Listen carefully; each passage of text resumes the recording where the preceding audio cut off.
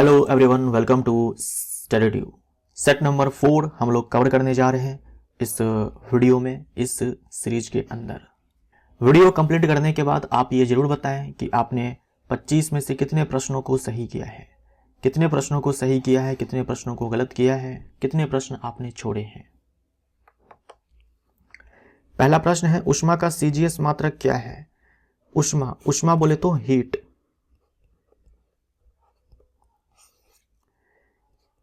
इसका एसआई मात्रक पहले तो आपको याद रखना है कि एसआई मात्रक जूल होता है और सीजीएस मात्रक होता है कैलोरी।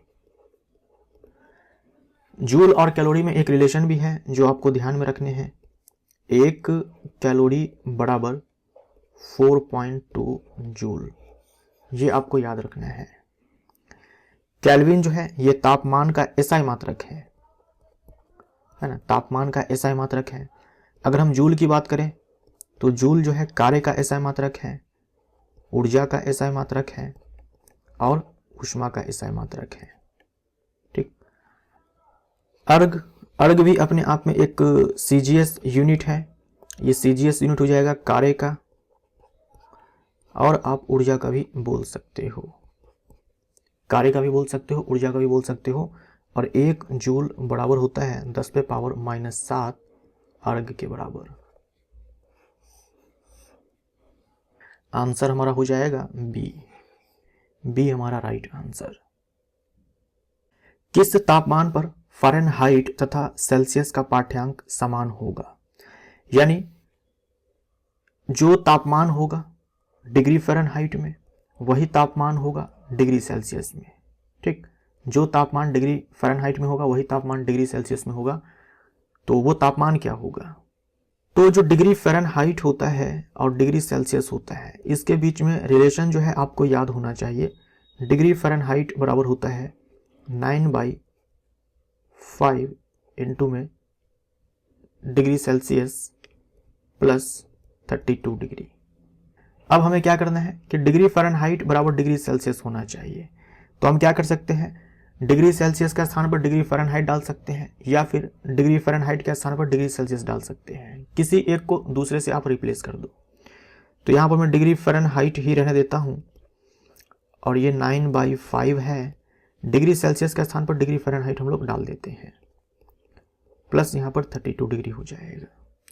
इसको सॉल्व करेंगे तो ये 5 डिग्री फ़ारेनहाइट हो जाएगा, 9 डिग्री फ़ारेनहाइट हो जाएगा, प्लस 32 डिग्री हो जाएगा।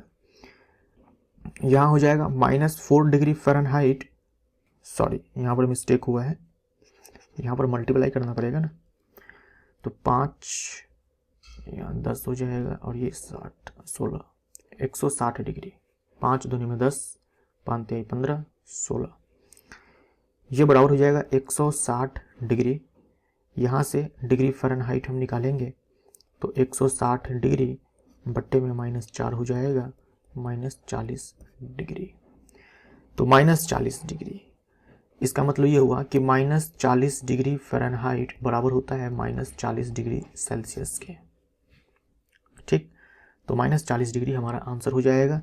ये रिलेशन याद रखिएगा, degree Fahrenheit is equal to 9/5 degree Celsius plus 32 degree.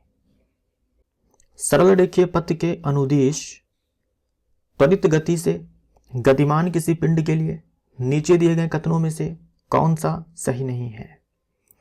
तो पहले इस सवाल को आप खुद से बनाइए, देखिए आपका आंसर क्या आता है। सरल रेखीय पथ के अनुदिश त्वरित गति से, है ना, त्वरित गति से गतिमान किसी पिंड के लिए नीचे दिए गए कथनों में से कौन सा सही नहीं है? त्वरित गति का मतलब क्या हुआ? त्वरित गति का मतलब हुआ कि त्वरण है, और त्वरण है का मतलब ये हुआ कि जो वेग है वो नियत नहीं है। क्योंकि अगर वेग नियत हो जाएगा तो त्वरण नहीं रहेगा, त्वरण 0 हो जाएगा, है ना, त्वरण 0 हो जाएगा। वेग नियत नहीं है मतलब वेग में परिवर्तन हो रहा है। ठीक, तो अगर वेग नियत नहीं है तो हम बोलेंगे जो गति है वो त्वरित है। अब ये जो वेग है ये कब कब नियत नहीं हो सकता है, तो देखो वेग नियत नहीं होने के 3 तरीके हो सकते हैं कि चाल जो है ये नियत ना हो, यानी चाल लगातार बढ़े या चाल लगातार कम हो। गति की जो दिशा है वो नियत ना हो, गति की दिशा नियत ना हो, यानी कि गति की जो दिशा जो है चलने की जो दिशा है वो लगातार जो है बदल रही है, तो भी वेग नियत नहीं होगा। तीसरा तरीका क्या है कि चाल और गति की दिशा दोनों नियत ना हो। ठीक, क्योंकि वेग अपने आप में सदिश राशि है। जो वेग है इसके पास क्या है भाई, परिमाण भी है प्लस दिशा भी है, और ये जो परिमाण होता है इसी को हम लोग चाल बोलते हैं। ठीक, तो अगर आप चाहते हो वेग में परिवर्तन तो आप ये कर सकते हो कि चाल में परिवर्तन कर दो तो भी वेग में परिवर्तन हो जाएगा, दिशा में परिवर्तन कर दो तो भी वेग में परिवर्तन हो जाएगा, दोनों में परिवर्तन करो तो भी परिवर्तन हो जाएगा। तो ये 3 तरीके हैं जिससे वेग में परिवर्तन हो सकता है। अब जो आपको सवाल दिया गया है इसमें देखो वेग में परिवर्तन कैसे हो रहा है, क्योंकि सवाल में आपसे कह तो दिया कि त्वरित गति है मतलब त्वरण है, मतलब वेग नियत नहीं है, तो फिर ये वेग नियत क्यों नहीं है। सवाल में आपसे कहा गया कि सरल रेखीय पथ है, मतलब स्ट्रेट लाइन पर जो है गति हो रही है, स्ट्रेट लाइन पर क्या हो रही है कि गति हो रही है, सरल रेखा पर जो है गति हो रही है। तो इसका मतलब ये हुआ कि जो दिशा है वो तो नियत है, दिशा तो नियत है। अगर दिशा नियत है इसका मतलब ये हुआ कि वेग में जो परिवर्तन हो रहा है वो किस लिए हो रहा है, चाल में परिवर्तन के कारण हो रहा है, चाल लगातार बढ़ रही होगी या फिर घट रही होगी। ठीक, अब आइए ऑप्शंस को पढ़ते हैं।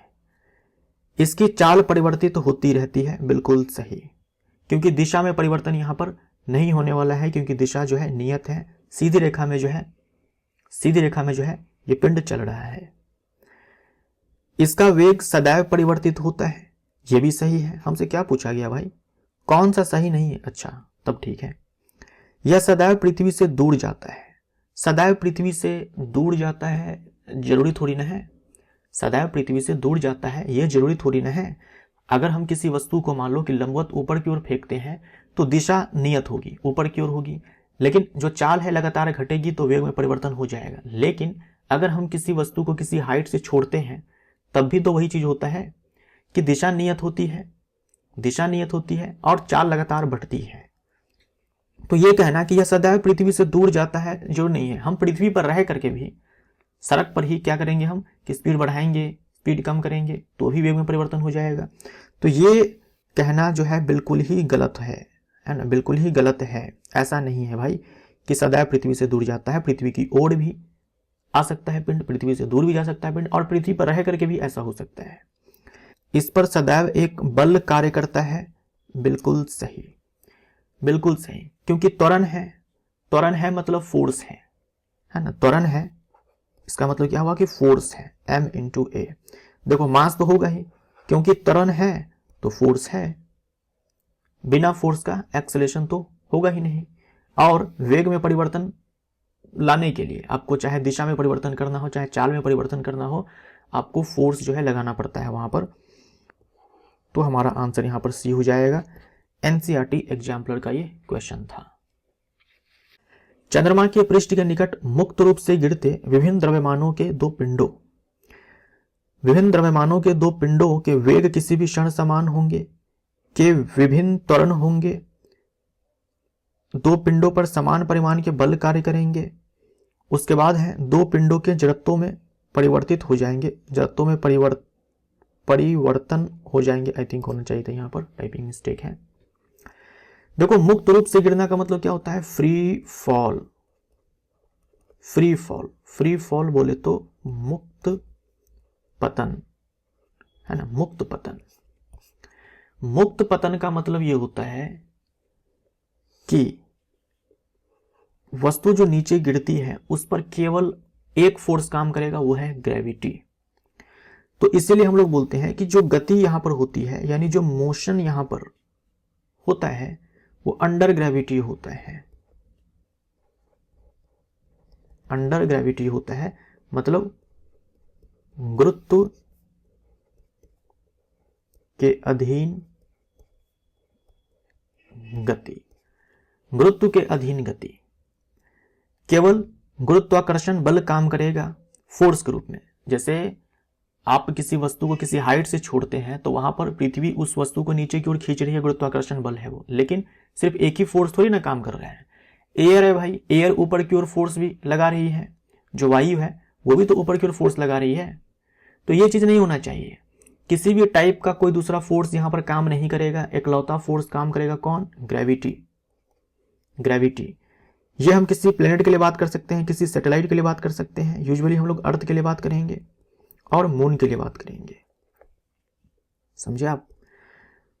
तो ऐसे तो आप देखेंगे कि अलग अलग द्रव्यमान की वस्तु को हम किसी हाइट से गिराएंगे तो भारी वस्तु जो है पहले गिर जाती है, हल्की वस्तु बाद में गिरती है।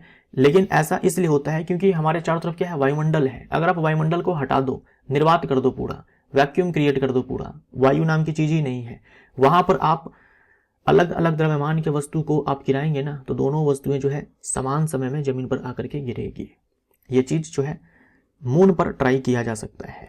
मून पर वायुमंडल नहीं है, हम जानते हैं। मून पर वायुमंडल नहीं है, हम जानते हैं। इसीलिए जब हम मून पर किसी वस्तु को गिराएंगे, अलग अलग द्रव्यमान की वस्तु को हम सेम हाइट से गिराएंगे, अलग अलग द्रव्यमान की वस्तु को हम सेम हाइट से गिराएंगे, तो दोनों ही वस्तुएं जो है समान समय में आकर के चंद्रमा की सतह पर गिरेगी, क्योंकि वस्तु जो है मुक्त पतन में होती है। तो चंद्रमा के पृष्ठ के निकट मुक्त रूप से गिरते विभिन्न द्रव्यमानों के दो पिंडों के वेग किसी भी क्षण समान होंगे। बिल्कुल सही है। देखो, मोशन अंडर ग्रेविटी हो रहा है, गुरुत्व के अधीन जो है यहाँ पर वस्तु नीचे की ओर आ रही है, यानी केवल गुरुत्वाकर्षण बल ही यहाँ पर काम कर रहा है। मतलब यहाँ पर जो त्वरण है वो जी के बराबर है और ये कांस्टेंट हो जाएगा। जी किसका? मून का हम लेंगे। मून की सतह पर जी का मान जो है पृथ्वी की सतह पर जो जी का मान होता है उसका 1/6 होता है। त्वरण क्या है कि कांस्टेंट है, त्वरण जो है नियत है, त्वरण नियत है। बोल रखा है दोनों का वेग किसी भी क्षण समान होंगे। ये याद रखिएगा, वेग तो लगातार बढ़ेगा। क्यों बढ़ेगा? क्योंकि चाल बढ़ेगी, दिशा में तो कोई परिवर्तन नहीं है। यहाँ पर नीचे की ओर दोनों की दोनों वस्तुएं आ रही है, तो वेग जो है, वेग में लगातार परिवर्तन होगा, वेग लगातार बढ़ेगा, वेग लगातार बढ़ेगा। लेकिन किसी भी टाइम हम वेग निकालेंगे तो दोनों का समान ही होगा। आपने ये फॉर्मूला पढ़ा होगा, v = u + at, ये पढ़ा है। अब देखो u तो यहां पर 0 हो जाएगा क्योंकि हम छोड़ रहे हैं वस्तु को, तो v = a के स्थान पर हम लोग g लिखेंगे, g हम डालेंगे मून का और इंटू में t। अब देखो ये जो है ये तो दोनों के लिए समान है, दोनों के पास जो त्वरण है वो तो यही है ना, g के बराबर, जो मून का g है। जिस भी समय पर हम निकालेंगे, चाहे 1 सेकंड पर निकाले, चाहे 2 सेकंड पर निकाले, चाहे 3 सेकंड पर निकाले, जब हम टाइम यहां पर पुट करेंगे तो v का मान जो है दोनों के लिए समान ही आएगा, क्योंकि यहां पर देखो द्रव्यमान है ही नहीं, द्रव्यमान का कोई चक्कर ही नहीं है। तो किसी भी टाइम आप देखेंगे तो दोनों के पास वेग जो है समान ही होगा। लेकिन दोनों के केस में लगातार जैसे जैसे दोनों पिंड जो है नीचे की ओर आएंगे उसका वेग बढ़ेगा। ये दोनों बातें अलग अलग है। किसी भी समय पर दोनों का वेग एक समान होगा, लेकिन जैसे जैसे चंद्रमा की सतह की तरफ जो है दोनों वस्तुएं आएंगी, वेग लगातार बढ़ेगा, है ना, वेग लगातार बढ़ेगा क्योंकि स्पीड जो है लगातार बढ़ती जाएगी। विभिन्न त्वरण होंगे नहीं, त्वरण तो दोनों के पास एक समान होने वाला है, वो है जो चंद्रमा की सतह पर जी का मान है। दोनों पिंडों पर समान परिमाण के बल कार्य करेंगे, दोनों पिंडों पर समान परिमाण के बल कार्य करेंगे। ये बिल्कुल सही है, ये बिल्कुल सही है नहीं, बिल्कुल सही नहीं है, ये गलत है, क्योंकि फोर्स = मास इनटू में एक्सेलरेशन होता है। तो एक्सेलरेशन तो भाई ठीक है कि दोनों का समान है, लेकिन मास तो अलग अलग है ना, तो फोर्स दोनों पर अलग अलग लगेगा, तो ये गलत है। दोनों के जड़त्व में परिवर्तन हो जाएगा, ऐसा नहीं है। देखो, जड़त्व का लेना देना होता है द्रव्यमान से, जड़त्व का लेना देना होता है द्रव्यमान से, है ना। जड़त्व का लेना देना होता है द्रव्यमान से, तो द्रव्यमान में कोई परिवर्तन नहीं होगा तो जड़त्व में कोई परिवर्तन नहीं होगा, तो ये भी ऑप्शन कट जाएगा। आंसर हमारा ए हो जाएगा। तो मुक्त पतन का मतलब याद रखिएगा कि सिर्फ एक ही बल काम करता है जब वस्तु गिर रही होती है, वो है गुरुत्वाकर्षण बल। बाकी कोई भी बल वहां पर कार्य नहीं कर रहा होता है। कोई कण त्रिज्या r के वृत्ताकार पथ में गमन कर रहा है, अर्धवृत्त, टाइपिंग मिस्टेक, अर्धवृत्त पूरा करने के पश्चात इसका विस्थापन होगा। तो यहां पर देख लो, मान लीजिए कि ये एक वृत्त है और इस वृत्त की त्रिज्या r है। मान लो ये कोई पिंड है जो यहां पर है। अब क्या है कि ये आधा वृत्त पूरा करता है, ठीक, मतलब मान लो कि ये यहां पर जो पिंड है ये चला आता है, तो विस्थापन आपको बताना है। अच्छा, दूरी आप बता सकते हो? दूरी देखो, अगर ये पूरा एक चक्कर लगा लिया जाता, अगर पूरा एक चक्कर लगा लिया जाता तो दूरी हम बोलते हैं 2 पाई r, जो वृत्त की परिधि होती है। लेकिन आधा ही चक्कर लगाया गया है, इसीलिए दूरी जो है इस वाले केस में हम आधा लेंगे इसका, यानी कि पाई r लेंगे। तो डिस्टेंस तो ये है, बट अपने को क्या चाहिए? डिस्प्लेसमेंट चाहिए, विस्थापन चाहिए। विस्थापन के लिए क्या करेंगे? देखेंगे कि जो इनिशियल पॉइंट है वो क्या है। तो ये प्रारंभिक बिंदु है, ये अंतिम बिंदु है। मान लो ये बिंदु ए है, ये बिंदु बी है। बिंदु ए प्रारंभिक बिंदु है या प्रारंभिक स्थिति है, बिंदु बी जो है अंतिम स्थिति है। दोनों के बीच में हम क्या करते हैं? एक स्ट्रेट लाइन ऐसे खींच देते हैं और इसकी लंबाई हम मापते हैं। विस्थापन निकालने का यही तरीका है कि प्रारंभिक स्थिति मार्क करो, अंतिम स्थिति मार्क करो, दोनों के बीच स्ट्रेट लाइन खींच दो और उसकी लंबाई बता दो। तो इसकी लंबाई कितनी हो जाएगी? ये r है ना, इतना पार्ट वृत्त की त्रिज्या, इतना पार्ट वृत्त की त्रिज्या, r टोटल 2r। तो 2r जो है विस्थापन हो जाएगा, 2r विस्थापन हो जाएगा।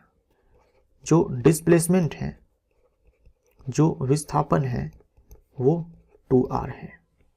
अगर मान लीजिए कि पूरा एक चक्कर लगा लिया जाता तो विस्थापन 0, क्योंकि प्रारंभिक बिंदु a, अंतिम बिंदु यानी कि प्रारंभिक स्थिति a, अंतिम स्थिति a, दोनों के बीच में डिस्टेंस 0, इसलिए डिस्प्लेसमेंट 0 हो जाता है।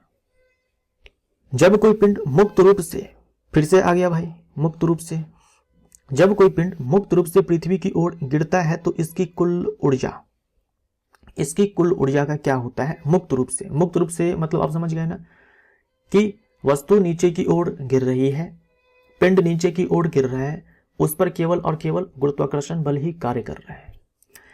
अब देखो होता ये है, जैसे मान लीजिए कि ये पृथ्वी है ना, ये अपना अर्थ है। अगर कोई पिंड ऐसे नीचे की ओर गिर रहा है तो जो उसकी गति होती है, मैंने आपको बताया थोड़ी देर पहले भी कि चाल लगातार बढ़ती है और गतिज ऊर्जा बराबर ये होता है 12 mv²। जहां ये v है ये चाल है। लगातार चाल बढ़ती है तो हम बोल सकते हैं कि जो गतिज ऊर्जा है वो लगातार बढ़ती है, जो गतिज ऊर्जा है वो लगातार बढ़ती है, वो लगातार बढ़ती है। टकराते समय गतिज ऊर्जा मैक्सिमम हो जाती है। उसके बाद आपने स्थितिज ऊर्जा का फॉर्मूला भी पढ़ा होगा, mgh होता है। अब m तो हमारा नियत होता है, g हमारा नियत होता है पृथ्वी के नजदीक, h जो है लगातार यहाँ पर घटने वाली है, यानी कि जो ऊंचाई है पृथ्वी से ऊंचाई है लगातार जो है घटेगी। जैसे वस्तु जो है पृथ्वी के नजदीक आएगी, जो ऊंचाई वो लगातार घटेगी, तो हम बोल सकते हैं कि जो स्थितिज ऊर्जा है वो लगातार घटने वाली है। अब गतिज ऊर्जा लगातार बढ़ेगी, स्थितिज ऊर्जा घटेगी। यहां पर जैसे से वस्तु नीचे की ओर आ रही है, ये स्थितिज ऊर्जा जितने से घटती जाती है, गतिज ऊर्जा उतने से ही बढ़ती जाती है। तो जो टोटल एनर्जी है, टोटल एनर्जी में हम लोग बात करते हैं kinetic energy plus potential energy. लगातार गतिज ऊर्जा बढ़ रही है, स्थितिज ऊर्जा घट रही है। तो जितनी स्थितिज ऊर्जा घटती है ना, उतनी ही गतिज ऊर्जा बढ़ जाती है। मतलब टोटल एनर्जी जो है यहाँ पर नियत ही रहती है। टोटल एनर्जी जो है, कुल ऊर्जा जो है नियत ही रहती है, इसे आप यांत्रिक ऊर्जा भी बोल सकते हो। यांत्रिक ऊर्जा नियत रहती है भाई, जितने से स्थितिज ऊर्जा घट जाती है उतने से गतिज ऊर्जा बढ़ जाती है। तो हम बोल सकते हैं कि जो स्थितिज ऊर्जा है वही परिवर्तित हो जाती है, रूपांतरित हो जाती है गतिज ऊर्जा में, लेकिन कुल ऊर्जा जो है नियत रहती है, कुल ऊर्जा जो है अचर रहती है। सी हमारा राइट आंसर, कुल ऊर्जा जो है अचर रहती है। बढ़ती है कौन सी ऊर्जा? गतिज ऊर्जा। घटती है कौन सी ऊर्जा? स्थितिज ऊर्जा। गतिज ऊर्जा क्यों बढ़ती है? क्योंकि चाल लगातार बढ़ती है। स्थितिज ऊर्जा क्यों घटती है? क्योंकि ऊंचाई लगातार कम हो रही होती है। इसीलिए सतह पर टकराते समय जो गतिज ऊर्जा है वो अधिकतम हो जाएगी और जो स्थितिज ऊर्जा है वो न्यूनतम हो जाएगी, बोल सकते हो कि जीरो हो जाएगी। और जब वस्तु जो है अधिकतम ऊंचाई पर होती है उस समय जो गतिज ऊर्जा होती है वो जीरो होती है, लेकिन जो स्थितिज ऊर्जा है वो मैक्सिमम होती है, क्योंकि ऊंचाई जो है मैक्सिमम होती है। ये सारे पॉइंट्स आपको याद रखने हैं। स्वर एक ऐसी ध्वनि है, स्वर को हम लोग हिंदी में टोन बोलते हैं, है ना, टोन। यूजुअली जो आप अपने दैनिक जीवन में आवाजें सुनते हो, है ना, चाहे आप म्यूजिक सुनते हो, उसमें ना कई सारी फ्रीक्वेंसी की आवाजें होती है, मल्टीपल फ्रीक्वेंसी होती है जो हमें सुनने में अच्छा लगता है ना। मल्टीपल फ्रीक्वेंसी की आवाजें होती है जो हमें सुनने में अच्छा लगता है, लेकिन जो टोन है ना, इस टोन के पास सिंगल फ्रीक्वेंसी होती है ना, सिंगल फ्रीक्वेंसी होती है, एक ही आवृत्ति होती है, सिंगल फ्रीक्वेंसी होती है, सिंगल फ्रीक्वेंसी वाली साउंड होती है, जिसमें कई, यहां पर देखो टाइपिंग मिस्टेक है, ठीक है, टाइपिंग मिस्टेक है, जिसमें कई आवृत्तियां होती है, गलत हो जाएगा। जिसमें एक ही आवृत्ति होती है, जिसमें केवल 2 आवृत्तियां होती हैं, गलत हो जाएगा। जिसमें एकल आवृत्ति होती है, जिसमें केवल एक आवृत्ति होती है, सी हमारा आंसर। पृथ्वी का वायुमंडल जिन विकिरणों द्वारा गर्म होता है वह मुख्यतः है। पृथ्वी का वायुमंडल जिन विकिरणों द्वारा गर्म होता है वह मुख्यतः है। सूर्य से आने वाला विकिरण गलत हो जाएगा, पृथ्वी से वापस होने वाला विकिरण सही हो जाएगा, बी हमारा आंसर हो जाएगा, पृथ्वी से वापस होने वाला विकिरण। देखिए, सन से जो रेडिएशंस हैं, मान लो कि ये अर्थ है और ये मान लीजिए कि वायुमंडल है, तो सन से जो रेडिएशंस आती है वो कुछ जो है एब्जॉर्ब कर लिया जाता है हमारे वायुमंडल द्वारा, कुछ जो है पृथ्वी के सतह तक पहुंचती है और उसको पृथ्वी द्वारा जो है अवशोषित कर लिया जाता है, और कुछ जो है टकरा करके ऐसे वायुमंडल से ही अंतरिक्ष में लौट जाती है। तो लगभग 50% जो रेडिएशंस हैं वो पृथ्वी अवशोषित कर लेती है, लगभग 30% जो है वो अंतरिक्ष में वापस से लौट जाती है, परावर्तित हो जाती है, और लगभग 20% जो है अवशोषित कर लिया जाता है हमारे वायुमंडल द्वारा, हमारे वायुमंडल में जो विभिन्न घटक हैं उनके द्वारा। अब ये जो अवशोषित की गई रेडिएशंस होती है उसको पृथ्वी जो है वापस से एमिट करती है, उत्सर्जित करती है, पृथ्वी जो है उसको वापस से एमिट करती है अवरक्त विकिरण के रूप में, ठीक है, अवरक्त विकिरण के रूप में, और इससे वायुमंडल गर्म होता है संवहन विधि द्वारा, ठीक है, संवहन विधि द्वारा, कन्वेक्शन के द्वारा। तो इसीलिए हमारा आंसर जो है यहां पर बी हो जाएगा। एक प्रकाशिक उपकरण X की फोकस दूरी -30 सेंटीमीटर है, X हो सकता है, फोकस दूरी जो है वो -30 सेंटीमीटर है। अब देखो, जो फोकस दूरी है वो ऋणात्मक होती है भाई, किस केस में ऋणात्मक होती है? अवतल दर्पण के केस में, है ना, अवतल दर्पण के केस में और अवतल लेंस के केस में। तो या तो अवतल दर्पण या अवतल लेंस, या तो अवतल लेंस या अवतल दर्पण, बी हमारा आंसर। और अगर पॉजिटिव हो तब उत्तल दर्पण, उत्तल लेंस। निम्नलिखित रासायनिक अभिक्रिया के लिए संतुलित अभिक्रिया कौन सी है? Hydrogen plus bromine, hydrogen bromide.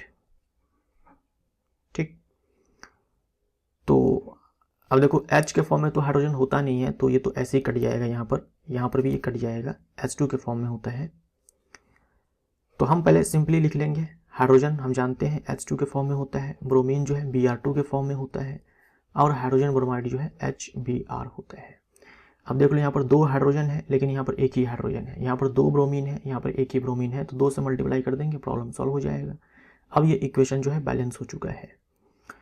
तो H2 plus Br2 2HBr, H2 plus Br2 2HBr, D हमारा आंसर। कोयला और पेट्रोलियम के अपने कुछ लाभ और कुछ हानियां हैं। कोयला और पेट्रोलियम से संबंधित निम्नलिखित कथनों में से 3 संगत हैं, यानी 3 में कुछ समानताएं हैं, एक असंगत है, एक कुछ अलग है, डिफरेंट है, बाकी के 3 से उसी का चयन करना है। इन्हें जलाए जाने पर CO2 उत्पन्न होती है जो ग्लोबल वार्मिंग का कारण बनती है। ठीक है, ऐसा तो होता ही है ना, ऐसा तो होता ही है। जो कोयला है और जो पेट्रोलियम है, ये दोनों जो है जीवाश्म ईंधन है ना, जीवाश्म ईंधन है, फॉसिल्स फ्यूल्स हैं, और ये हाइड्रोकार्बन के मिक्सचर्स होते हैं, इसमें कि कार्बन होता है। और जब हम इसको जलाते हैं, जब हम कार्बन को जलाते हैं तो क्या बनेगा भाई? कार्बन डाइऑक्साइड बनेगा। लेकिन इस कोयला और पेट्रोलियम में जो है थोड़े बहुत मात्रा में नाइट्रोजन भी होता है, सल्फर भी होता है। जब हम इस जीवाश्म ईंधन को ऊर्जा के लिए जलाते हैं, क्योंकि ईंधन है, जलाएंगे इसको हम यहाँ से ऊर्जा प्राप्त करने के लिए, तो ये नाइट्रोजन और सल्फर ये दोनों भी जलते हैं। तो नाइट्रोजन के जलने से जो नाइट्रोजन डाइऑक्साइड बनता है और सल्फर के जलने से जो सल्फर डाइऑक्साइड बनता है, ये दोनों भी वायु को प्रदूषित करते हैं। बारिश के पानी के साथ जब ये अभिक्रिया करता है नाइट्रोजन डाइऑक्साइड, तो यहाँ से नाइट्रिक एसिड बनता है, और ये जो सल्फर डाइऑक्साइड है ये बारिश के पानी के साथ अभिक्रिया करके सल्फ्यूरिक एसिड बनाता है। फिर ये दोनों ही जो है बारिश के पानी के साथ जमीन पर गिरते हैं, जिसे हम लोग अम्लीय वर्षा कहते हैं, एसिड रेन कहते हैं। और ये जो CO2 है, हम जानते हैं कि ग्रीन हाउस गैस है। ग्रीन हाउस गैस की मात्रा जब वायुमंडल में बढ़ती है तो उससे जो हमारा पृथ्वी है उसका तापमान जो है ये बढ़ने लगता है, जिसे हम लोग वैश्विक तापन कहते हैं, या फिर वैश्विक उष्मीकरण कहते हैं, ग्लोबल वार्मिंग कहते हैं, है ना। ग्लोबल वार्मिंग, ग्लोबल का मतलब पूरी दुनिया हो गया, वार्मिंग का मतलब गर्म हो रही है। अब ये जो विकल्प ए है, इसमें आपको हानि बताया गया है कि कोयला और पेट्रोलियम की जो है, कोयला और पेट्रोलियम के उपयोग की ये एक हानि है। आगे बढ़ते हैं। इनका उपयोग ताप विद्युत संयंत्र में विद्युत उत्पादन के लिए किया जाता है और ये लागत में किफ़ायती होते हैं। तो ये जो है ये फायदा है, कोयला और पेट्रोलियम का जो है फायदा है। ये क्या है? ये फायदा है, समझे आप। इन दोनों का इस्तेमाल किया जाता है बिजली को पैदा करने में, है ना, बिजली को पैदा करने में, और ये सस्ते पड़ते हैं। ठीक है। इन्हें जलाए जाने पर नाइट्रोजन और सल्फर के ऑक्साइड उत्पन्न होते हैं जो विषाक्त होते हैं और अम्ल वर्षा का कारण बनते हैं। ये नुकसान है। ये सब क्या है? पॉल्यूटेंट है, वायु प्रदूषण करते हैं। तो ये क्या है? नुकसान है। O2 की अपर्याप्त मात्रा की उपस्थिति में, O2 की अपर्याप्त मात्रा की उपस्थिति में जलाए जाने पर कार्बन मोनोऑक्साइड उत्पन्न होती है। कार्बन मोनोऑक्साइड उत्पन्न होती है जो एक विषाक्त गैस है। यहां देखो मैंने बनाया है कार्बन जब जलता है ऑक्सीजन में तब कार्बन डाइऑक्साइड बनता है, लेकिन यहाँ पर ना भरपूर मात्रा में ऑक्सीजन जो है सप्लाई किया जाता है, तब जाकर के कार्बन डाइऑक्साइड बनता है। अगर मान लीजिए कि ऑक्सीजन की कमी हो जाती है, अगर ऑक्सीजन की कमी हो जाती है तब कार्बन डाइऑक्साइड ना बन करके कार्बन मोनोऑक्साइड जो है यहाँ पर गैस बनेगी, और ये तो जहरीली गैस है। ये जहरीली गैस नहीं है, लेकिन ये जहरीली गैस है। तो ये भी क्या है कि नुकसान है। तो फायदा एक है, बाकी 3 में नुकसान है। तो यहाँ पर जो 3 संगत है, उस 3 संगत में जो है तीनों में समानता ये है कि नुकसान दिए गए हैं, और असंगत वाले में बस फायदा है। तो एक में फायदा दिया गया है, बाकी 3 में जो है नुकसान दिए गए हैं, हानियां दी गई है ना। कोयला और पेट्रोलियम के यूज के जो है हानियां दी गई है 3 विकल्पों में, एक में बस फायदा दिया गया है, तो वही हमारा आंसर हो जाएगा। निम्न तालिका जंतुओं में विभिन्न उपकला ऊतकों और विभिन्न भागों में उनकी स्थिति को दर्शाती है, सही विकल्प की पहचान कीजिए। जो ए है, ए इसमें आपको देखो दिखाया गया है कि जो कोशिकाएं हैं वो ऐसी फ्लैट है, कोशिकाएं जो है ऐसी फ्लैट है, तो ये आपको देखने को मिलता है शल्की उपकला में, ठीक है, शल्की उपकला में, शल्की उपकला में, ठीक। शल्की उपकला कहां पर देखने को मिलेगा, मैंने आपको ऑलरेडी बताया हुआ है इसी वाली सीरीज में। एंडोथीलियम है ना, रक्तवाहिनी की अंदर वाली जो सबसे परत होती है उसके अंदर से लाइनिंग की गई होती है शल्की उपकला से, एंडोथीलियम, और हमारे फेफड़ों में जो कोशिकाएं होती है उसमें, ठीक। तो रक्तवाहिकाओं का अस्तर यहां पर लिखा हुआ है लाइनिंग, तो ए के साथ 3 जाएगा, देखो ए के साथ 3 इसमें है, ए के साथ 3 इसमें है, इसमें नहीं है, तो ये विकल्प हमारा कट जाएगा, ये विकल्प हमारा कट जाएगा। उसके बाद आप ये देखो, सीधा आप डी देखो, आप इसमें पहले डी में देखो कोशिकाओं की कई सारी परत है, कोशिकाओं की कई सारी परत है, और मैंने आपको बताया हुआ है कोशिकाओं की जब कई सारी परत हो जाए तो वो स्ट्रेटिफाइड हो जाता है, मतलब कि अस्तरित जो है उपकला होता है, अस्तरित, कई सारे उनमें अस्तर होंगे, कई सारे लेयर्स होंगे, उसमें कई सारे लेयर्स होंगे, और मेनली जो है प्रोटेक्शन के लिए इसका रोल होता है। जहां पर प्रोटेक्शन चाहिए होता है, जहां पर यांत्रिक सहारा चाहिए होता है, मैकेनिकल स्ट्रेंथ चाहिए होता है, वहां पर आपको स्ट्रेटिफाइड जो है एपिथेलियम मिल जाएगा, कई सारे लेयर्स में जो है आपको कोशिकाओं की परत दिखेगी।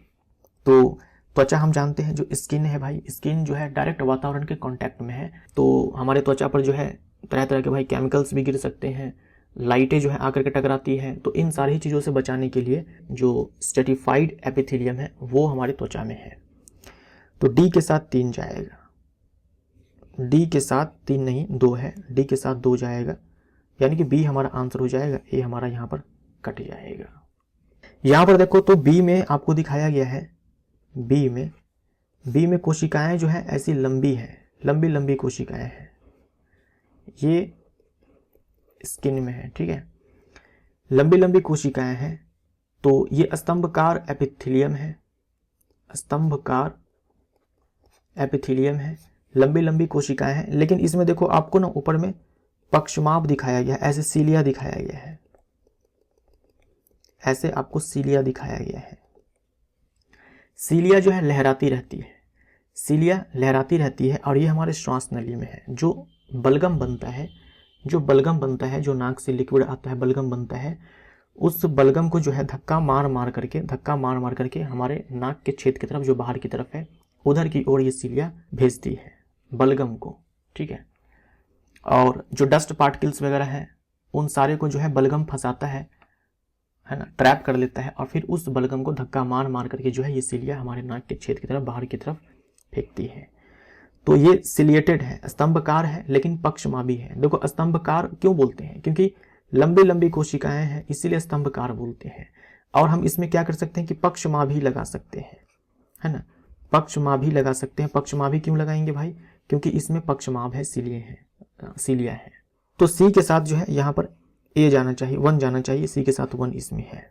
उसके बाद है रक्त ये लार ग्रंथि की वाहिनियां, इसके बारे में भी मैं आपको ऑलरेडी बता चुका हूं कि जो कोशिकाएं होती है वो क्यूबॉइडल होती है, क्यूब शेप की होती है, घन के आकार की होती है, तो घनाकार उपकला है ये, ठीक, घनाकार उपकला है, घनाकार उपकला। जो ग्रंथियां जो बनती है, ग्रंथियों की जो नली होती है, उन सारे में यह घनाकार उपकला आपको देखने को मिल जाएगा। निम्न में से कौन सा सोडियम हाइड्रोक्साइड के उपयोग नहीं है?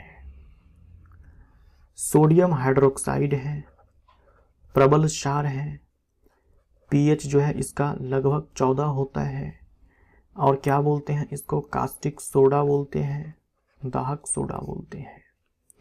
इसके उपयोग नहीं है,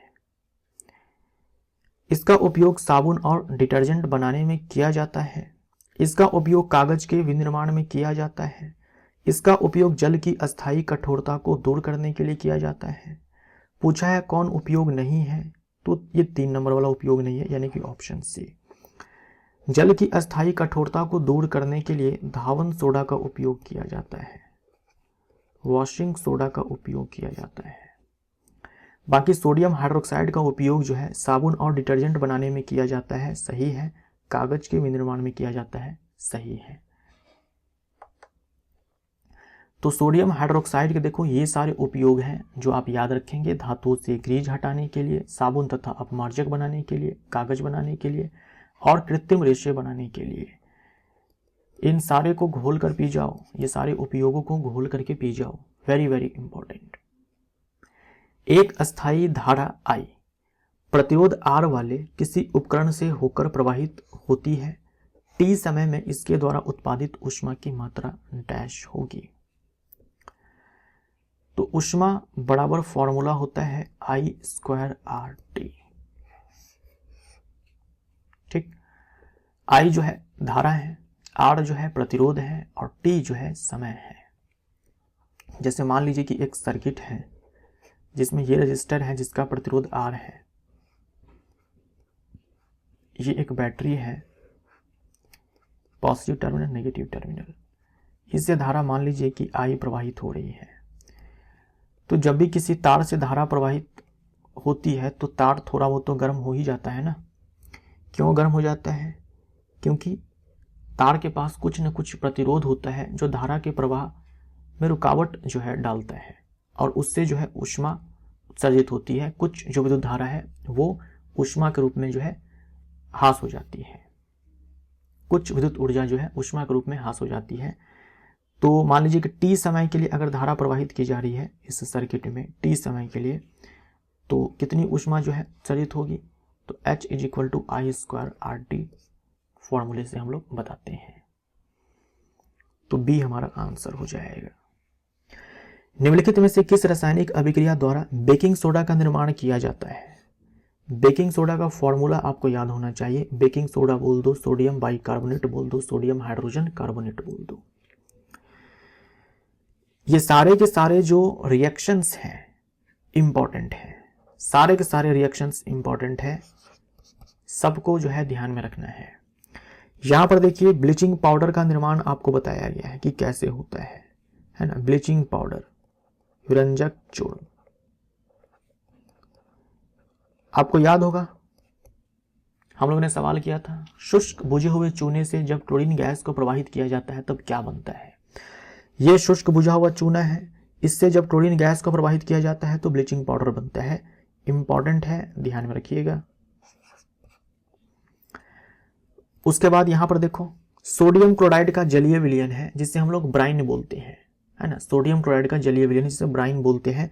जब इसका इलेक्ट्रोलाइसिस करवाया जाता है तो 3 उत्पाद जो है यहां पर बनते हैं।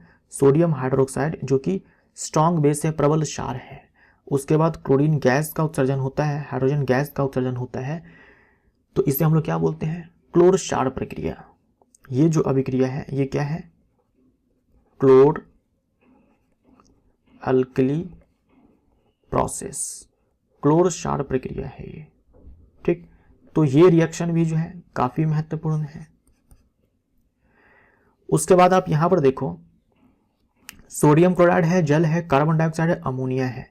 इससे बनता है बेकिंग पाउडर, इससे बनता है बेकिंग पाउडर। ठीक है, इससे बनता है बेकिंग पाउडर। ये बेकिंग पाउडर है और ये अमोनियम क्लोराइड है। ये रिएक्शन भी इंपॉर्टेंट है। इसी बेकिंग पाउडर में जब हम टार्टरिक एसिड को मिलाते हैं, यहाँ जो H+ है वो टार्टरिक एसिड से मिला है। टार्टरिक एसिड एसिड है तो H+ देगा ही, तो केवल जो यहाँ पर H+ दिखाया गया है। कारण ये है कि जरूरी नहीं है कि हम टार्टरिक एसिड लें, सिट्रिक एसिड भी ले सकते हैं, कोई दूसरा अम्ल भी ले सकते हैं जो कमजोर हो और खाने योग्य हो, तो H+ देगा, इसलिए यहाँ पर H+ दिखाया गया है। तो ये जो है ना ये बेकिंग पाउडर है। और बेकिंग पाउडर को जब गर्म किया जाता है, देखो बेकिंग पाउडर है, ठीक है, ब्लीचिंग पाउडर नहीं है, बेकिंग पाउडर है, और ना ही बेकिंग सोडा है। ये बेकिंग सोडा है, ये बेकिंग पाउडर है। जब बेकिंग पाउडर को गर्म किया जाता है या फिर उसमें जल मिलाया जाता है तो कार्बन डाइऑक्साइड गैस जो है रिलीज होती है, जिसके कारण स्पॉन्जी हो जाती है, जो ब्रेड है वो स्पॉन्जी हो जाती है और ब्रेड फूल जाती है। तो बेकिंग पाउडर का इस्तेमाल इसलिए किया जाता है। तो ये सारे के सारे रिएक्शंस जो है इंपॉर्टेंट है। अब ये तो मुझे समझाना था तो मैंने आपको इतना समझाया, इतना टाइम लिया है। बाकी आपसे पूछा गया था बेकिंग सोडा का निर्माण किया जाता है, तो बेकिंग सोडा का फॉर्मूला आपको ये पता है। सीधा आप देखते हैं कि बेकिंग सोडा किस में बन रहा है, तो एक ही में बन रहा था, बी में। सीधा बी आंसर मार करके निकल जाते हैं, बी आंसर टिक मारते हैं, आगे बढ़ते हैं। लेकिन मुझे आपको समझाना था तो मैंने आपको एक एक ऑप्शन जो है समझाया है। यहां पर CuSO4 है ये, है ना, CuSO4 प्लस Mg है, यहां से MgSO4 हो जाएगा प्लस ये Cu है। बताना है Mg क्या है भाई, अपचायक कर्मक है, विलायक कर्मक है, उत्प्रेरक है, ऑक्सीकारक है। अपचायक कर्मक यानी कि रिड्यूसिंग एजेंट, ऑक्सीडाइजिंग एजेंट, ये दोनों तो ऐसे ही काट दो, किसी काम का नहीं है। अगर मैं आपसे पूछूं ये कौन सा यौगिक है, आयनिक यौगिक है या फिर सहसंयोजक यौगिक है, तो आप बोलेंगे कि धातु है, अधातु है, तो ये आयनिक यौगिक है। आयन कौन कौन से हैं भाई, तो Cu2 प्लस है और SO4 2 माइनस है, ये आपको याद रखना है। ये सल्फेट आयन होता है SO4 2 माइनस। कॉपर में तो कॉपर +1 भी होता है, कॉपर +2 भी होता है, लेकिन यहाँ पर टोटल चार्ज जो है 0 है। इसका मतलब कि सल्फेट पर अगर 2 माइनस है तो कॉपर पर 2 प्लस होगा, तभी जाकर के नेट चार्ज 0 आएगा। यहाँ भी अपने आप में ये आयनिक यौगिक है, यहाँ भी आयन्स हमको मिलेंगे। भाई कौन कौन से आयन्स हमको मिलेंगे, तो सल्फेट जो आयन होता है वो SO4 2 माइनस होता है, तो इसको न्यूट्रलाइज करने के लिए डेफिनेटली यहाँ पर 2 प्लस होगा। और मैग्नीशियम पर जो है हमेशा +2 चार्ज ही होता है। यहाँ पर बेचारा अकेला है, मतलब इसके ऊपर कोई चार्ज नहीं है। यहाँ पर कॉपर जो है बेचारा अकेला है, तो यहाँ पर इसके ऊपर कोई चार्ज नहीं है। अब ये जो ऊपर में चार्ज है इसको आप ऑक्सीकरण संख्या भी बोल सकते हो, ठीक। तो यहाँ पर देखो आप, जो मैग्नीशियम है अभिकारक साइड में पहले अकेले था, ऑक्सीकरण संख्या 0। उत्पाद साइड में जब मैग्नीशियम आया तो अब इसके ऊपर चार्ज कितना है, 2 प्लस। तो जो इसकी ऑक्सीकरण संख्या है वो पहले से अधिक हो गई है, बढ़ गई है। तो हम बोलेंगे कि इसका हो गया ऑक्सीडेशन। किसका हो गया ऑक्सीडेशन, Mg का। तो Mg क्या हो जाएगा, रिड्यूसिंग एजेंट हो जाएगा। जिसका ऑक्सीडेशन होता है वो रिड्यूसिंग एजेंट कहलाता है, अपचायक कहलाता है। जिसका उपचयन होता है अपचायक कहलाता है। अगर हम यहाँ पर कॉपर को देखें यहाँ पर, तो ये पहले 2 प्लस में था, अब यहाँ पर क्या है कि 0 हो चुका है, तो हम बोलेंगे इसका तो हो गया भाई साहब रिडक्शन। अगर इसका हो गया रिडक्शन तो ये कहलाएगा आपका ऑक्सीडाइजिंग एजेंट। हमसे मैग्नीशियम के बारे में पूछा गया था, तो ये रिड्यूसिंग एजेंट हो जाएगा, ये हमारा आंसर हो जाएगा। किस एंजाइम को पाचन प्रक्रिया में अपना कार्य करने के लिए हाइड्रोक्लोरिक अम्ल की उपस्थिति की आवश्यकता होती है, तो हमारे आमाशय में, स्टमक में एक एंजाइम सिक्रीट होता है जिसे कहा जाता है पेप्सिनोजन। क्योंकि यहां पर जन लगा हुआ है एंजाइम में, मतलब ये इनएक्टिव फॉर्म है, ये इनएक्टिव फॉर्म है। जब यहां से जन हटा दोगे तो ये पेप्सिन हो जाएगा सिंपली। ये एक्टिव फॉर्म है, अब ये काम करेगा। अब इसको पेप्सिनोजन से पेप्सिन में कन्वर्ट करने के लिए या फिर इसको इनएक्टिव से एक्टिव करने के लिए यहां पर जो है हाइड्रोक्लोरिक अम्ल की आवश्यकता पड़ती है। और ये जो पेप्सिन है ये प्रोटीन पर एक्ट करता है ना, प्रोटीन को तोड़ता है। तो डी हमारा आंसर। ये एमाइलेज, लाइपेज, ट्रिप्सिन, ये सारे के सारे जो है पैनक्रियाटिक एंजाइम है, पैनक्रियाटिक एंजाइम्स हैं, यानी कि अग्नाशयी एंजाइम है ना। अग्नाशय का हम बोल सकते हैं कि क्या है कि एंजाइम है, अग्नाशय का एंजाइम है। एमाइलेज हमारे लार में भी होता है, ये पैनक्रियाटिक एमाइलेज हो जाएगा यहाँ पर। ये कार्बोहाइड्रेट को तोड़ेगा, लाइपेज जो है लिपिड को तोड़ेगा, फैट को तोड़ेगा, ट्रिप्सिन जो है प्रोटीन को तोड़ेगा।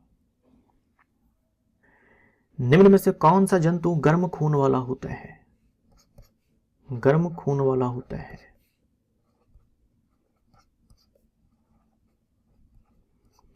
गर्म खून यानी कि समतापी, है ना, कौन है जो समतापी है, यानी बाहर का तापमान कुछ भी रहे हमारे शरीर का तापमान एक समान रहेगा। तो गर्म खून वाले प्राणी जो है वो होते हैं आपके स्तनधारी और होते हैं पक्षी। तो यहां पर कबूतर जो है अपने आप में पक्षी है, तो ए हमारा आंसर हो जाएगा।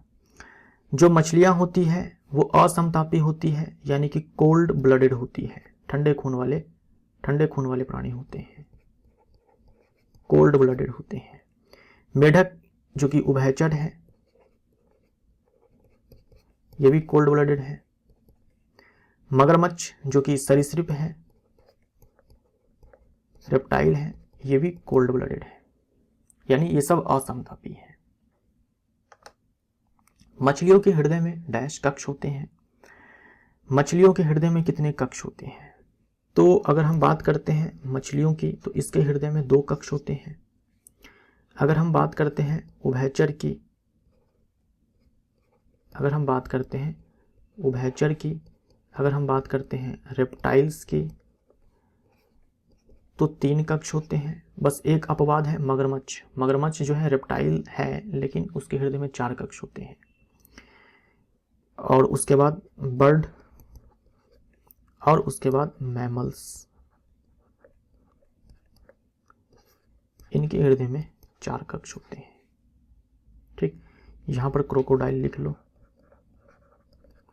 क्रोकोडाइल है तो रेप्टाइल, बस इसके, लेकिन इसके हृदय में 4 कक्ष होते हैं। तो आंसर हमारा 2 हो जाएगा। मनुष्यों में पाए जाने वाले प्लेसेंटा ऊतक द्वारा निम्न में से कौन सा कार्य किया जाता है? आज कुछ ज्यादा ही टाइपिंग मिस्टेक्स हैं। मनुष्यों में पाए जाने वाले प्लेसेंटा ऊतक द्वारा निम्न में से कौन सा कार्य किया जाता है? देखो, प्लेसेंटा का निर्माण होता है गर्भाशय में, जब एक महिला जो है गर्भवती होती है ना, प्रेग्नेंट होती है।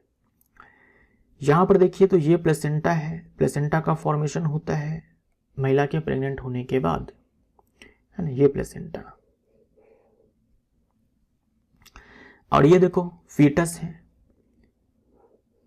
गर्भाशय में जो बच्चा पल रहा है वो है ये प्लेसेंटा। और इस फीटस के बीच ये प्लेसेंटा जो है और ये जो बच्चा है, इन दोनों के बीच में कनेक्शन बनाने का काम जो है ये अम्बिलिकल कॉर्ड करता है। तो अम्बिलिकल कॉर्ड के थ्रू जो ये बच्चा है और ये जो प्लेसेंटा है ये आपस में जुड़े होते हैं। जब तक ये बच्चा जन्म नहीं लेगा ना, तब तक जो है इनके फेफड़े काम नहीं करते हैं। फेफड़े जो है इनके फंक्शन तब होंगे जब ये बच्चा जो है जन्म लेगा तब। अब इस बच्चे को मान लो कि ऑक्सीजन चाहिए, तो वो माँ के बॉडी से ऑक्सीजन मिलेगा। ठीक, वो ऑक्सीजन कैसे मिलेगा? माँ के बॉडी से ऑक्सीजन जो है प्लेसेंटा में आएगा, प्लेसेंटा से अम्बिलिकल कॉर्ड से होते हुए इस बच्चे में आएगा। फिर बच्चे में जो है वर्ज्य पदार्थ भी बन रहे हैं, कार्बन डाइऑक्साइड है या फिर अन्य जो वर्ज्य पदार्थ हैं, वो इस बच्चे से अम्बिलिकल कॉर्ड से होते हुए प्लेसेंटा और उसके बाद जो है माँ के बॉडी में। फिर माँ जो उस वर्ज्य पदार्थ को त्यागेगी, तो बच्चे से जो वर्ज्य पदार्थ आया हुआ है, वेस्ट प्रोडक्ट्स जो आए हुए हैं, वो सारे भी निकल जाएंगे। पोषक तत्व है जो इस बच्चे को चाहिए, वो माँ के बॉडी से प्लेसेंटा से अम्बिलिकल कॉर्ड से होते हुए जो है इस बच्चे में। तो इस प्लेसेंटा और अम्बिलिकल कॉर्ड के मदद से जो है वर्ज्य पदार्थ जो है बच्चे के शरीर से बाहर जाता है, और जो पोषक तत्व होते हैं, ऑक्सीजन होते हैं, ये बच्चे के शरीर में आता है। तो भ्रूण से अपशिष्टों को बाहर निकालना और भ्रूण को पोषण प्रदान करना, ये हमारा आंसर हो जाएगा। ये जो प्लेसेंटा है ये टेम्परेरी अंतःस्रावी ग्रंथि भी होता है, मतलब कि अस्थायी रूप से जो है अस्थायी अंतःस्रावी ग्रंथि भी ये प्लेसेंटा जो है होता है। अस्थायी है मतलब जब तक प्लेसेंटा है तब तक ये अंतःस्रावी ग्रंथि के जैसा बिहेव करेगा। इससे कई सारे हार्मोन्स बनते हैं, जैसे कि estrogen hormone, progesterone hormone placenta भी फॉर्म करता है। जब तक ये प्लेसेंटा है ना, तब तक ये अंतःस्रावी ग्रंथि के जैसे काम करेगा, है ना। तो प्रोजेस्टेरॉन है ये हार्मोन भी, और एक और हार्मोन यहाँ से सिक्रीट होता है जैसे कि HCG, HCG हार्मोन सिक्रीट होता है यहाँ से अंतःस्रावी ग्रंथि प्लेसेंटा से। यही HCG हार्मोन है जब यूरिन में डिटेक्ट होता है तब महिला को पता चलता है कि वो प्रेग्नेंट है। जैसे कि प्रेगा न्यूज आपने सुना होगा, प्रेगा न्यूज, प्रेगा किट जो आता है जो महिलाएं इस्तेमाल करती है ये चेक करने के लिए कि वो प्रेग्नेंट है या नहीं है, तो वो उस प्रेगा न्यूज पर जो है अपने यूरिन के ड्रॉप्स डालती है ना, यूरिन के ड्रॉप्स डालती है। अगर एक महिला प्रेग्नेंट हो जाती है तब उसके बॉडी में जो है ये HCG हार्मोन सिक्रीट होता है और वो यूरिन में भी आता है क्योंकि इसका लेवल हाई हो जाता है। और वो जो प्रेगा न्यूज किट होता है वो इस HCG हार्मोन को ही डिटेक्ट करता है। अगर ये HCG हार्मोन डिटेक्ट हो गया मतलब महिला प्रेग्नेंट है, अगर नहीं है, नहीं डिटेक्ट हुआ मतलब प्रेग्नेंट नहीं है। ठीक, तो यह HCG हार्मोन ह्यूमन कोरियोनिक, इसका फुल फॉर्म होता है ह्यूमन कोरियोनिक गोनाडोट्रोपिन। ठीक है, केवल HCG आप याद रखें तो भी चलेगा। कौन सा उत्तक पौधों को कठोर और दृढ़ बनाता है? ये सारे के सारे पादप उत्तक हैं। तो जो स्क्लेरेनकाइमा के सेल्स होते हैं, स्क्लेरेनकाइमा के जो सेल्स होते हैं उनके जो सेल वॉल होते हैं उनमें ना लिग्निन डिपॉजिट होता है, उनमें लिग्निन डिपॉजिट होता है जिसके कारण जो इनके सेल्स होते हैं वो डेड भी कर जाते हैं, मर भी जाते हैं और सेल वॉल जो है काफ़ी मजबूत होती है। जो नारियल की रस्सी आप देखते हो ये नारियल के हस्क से बनाया जाता है और ये जो नारियल के हस्क होते हैं, ये जो रेशेदार छिलके होते हैं ये बने होते हैं किससे? इसी स्क्लेरेनकाइमा टिश्यू से। तो लिग्निन डिपॉजिट होता है इसके सेल वॉल में जिसके कारण ये जो है इतना मजबूत होता है और नारियल की रस्सी आप जानते हैं कि बहुत मजबूत होती है। जो पैरेन्काइमा सेल्स होते हैं इनके सेल्स जो होते हैं, जो पैरेन्काइमा टिश्यू है इनके सेल्स लिविंग होते हैं, सजीव होते हैं। फूड स्टोरेज जो है मेन इनका फंक्शन होता है, फूड स्टोरेज जो है इनका मेन फंक्शन होता है। कॉलेनकाइमा जो है इनके सेल्स भी लिविंग होते हैं और ये फ्लेक्सिबिलिटी प्रोवाइड करते हैं, लचीलापन जो है पादप में देते हैं, लचीलापन। जैसे आपने देखा होगा खास करके यंग प्लांट में जो टहनियाँ होती है काफ़ी जो है लचीली होती है, वो टूटती नहीं है, लचीली होती है, फ्लेक्सिबल होती है बट वो टूटती नहीं है। तो वो जो फ्लेक्सिबिलिटी है, लचीलापन जो है वो लाने का काम जो है ये कॉलेनकाइमा करता है। और जाइलम जो है इसका मेन फंक्शन क्या है? वाटर प्लस मिनरल, जल और खनिज का ट्रांसपोर्टेशन जो है ये जाइलम का फंक्शन है। वाटर प्लस मिनरल को ट्रांसपोर्ट करने का काम जो है ये जाइलम करता है। मधुमक्खी के डंक का इलाज करने के लिए डैश के घोल का उपयोग किया जाता है। तो मधुमक्खी के डंक में या फिर चींटी के डंक में आपसे पूछ दिया जाए कौन सा अम्ल होता है, तो मेथनोइक अम्ल होता है। मेथनोइक अम्ल जो है IUPAC नाम है, इसका जो साधारण नाम होता है वो फॉर्मिक अम्ल होता है, फॉर्मिक एसिड होता है। तो इस अम्ल के कारण जो है जलन होता है, दर्द होता है। तो मधुमक्खी के डंक में, चींटी के डंक में, ठीक, मधुमक्खी के डंक में, मधुमक्खी के डंक में या फिर आ जाए चींटी के डंक में एक प्लांट होता है, पादप होता है जिसे बिच्छू बूटी कहा जाता है। ठीक है, बिच्छू बूटी है ना, इंग्लिश में बोलते हैं नेटल प्लांट, नेटल प्लांट। इसके डंक में भी यही अम्ल होता है। तो मधुमक्खी का डंक हो, चींटी का डंक हो, बिच्छू बूटी का डंक हो, ठीक है, बिच्छू बूटी का डंक हो, नेटल प्लांट का डंक हो, स्टिंग हो, उसमें भी यही अम्ल पाया जाता है। तो इसको न्यूट्रलाइज करने के लिए हम जो है किसका इस्तेमाल करेंगे? एक क्षार का इस्तेमाल करेंगे, बेस का इस्तेमाल करेंगे। तो नींबू के रस में सिट्रिक अम्ल होता है, इसका इस्तेमाल नहीं करेंगे। बेकिंग सोडा का इस्तेमाल करेंगे क्योंकि क्षार की प्रकृति का होता है। बेकिंग सोडा हमारा आंसर हो जाएगा। बेकिंग सोडा का इस्तेमाल जो है एंटासिड बनाने में भी किया जाता है, प्रति अम्ल बनाने में भी किया जाता है, जो एक्सेस एसिड को कम करता है, न्यूट्रलाइज करता है। सिरका में जो है एथेनोइक एसिड होता है, सिरका में एथेनोइक एसिड होता है। नर जनन कोशिकाओं का उत्पादन डैश में होता है। नर जनन कोशिकाओं का उत्पादन, नर जनन कोशिका हम लोग किसको बोलते हैं, स्पर्म को बोलते हैं, शुक्राणु को बोलते हैं। और ये शुक्राणु जो है बनता है किसमें, वृषण में बनता है ना, वृषण में बनता है। और ये जो वृषण है ये किसमें होता है, वृषण कोश में होता है। इसी को यहां पर अंडकोश लिखा गया है, इसी को यहां पर अंडकोश लिखा गया है, स्क्रॉटम बोलते हैं इंग्लिश में, और इसको बोलते हैं टेस्टिस, ठीक। और यह है शुक्राणु। तो हमारा आंसर जो है यहां पर वृषण हो जाएगा। डैश कॉर्क सेल में मौजूद एक रसायन है जो उनमें गैसों और पानी के प्रवेश को रोकती है।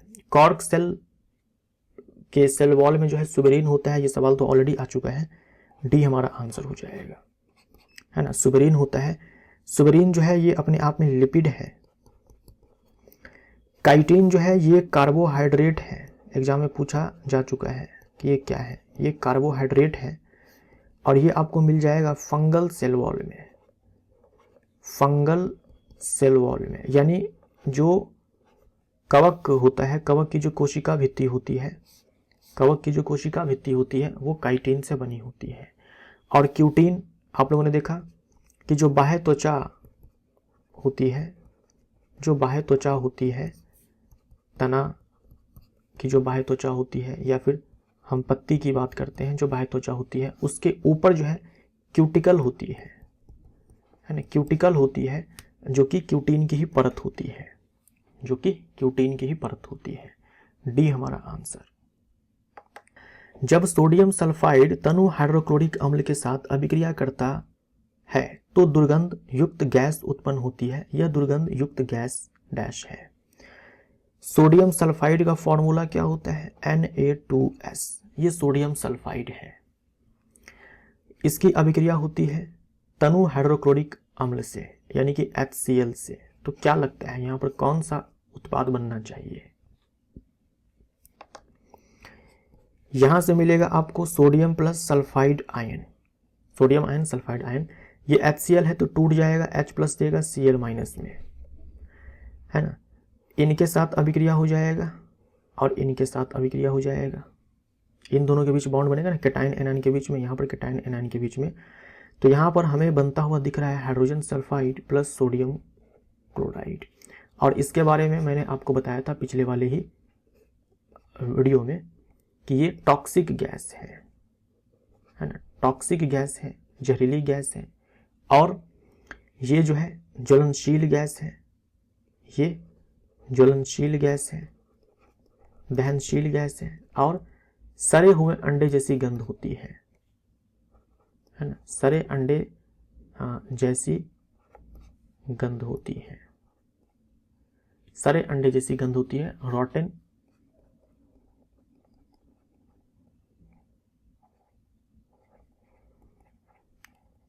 रोटेन एग लाइक स्मेल होता है इसमें।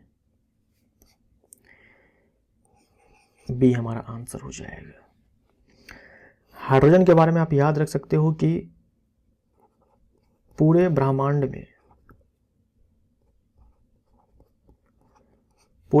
में सबसे ज्यादा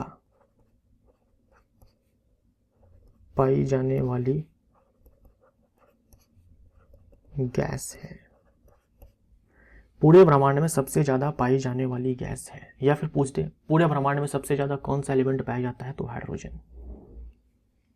तो यहां पर सेट नंबर 4 समाप्त होता है। मिलते हैं अगले सेट में। Thank you so much.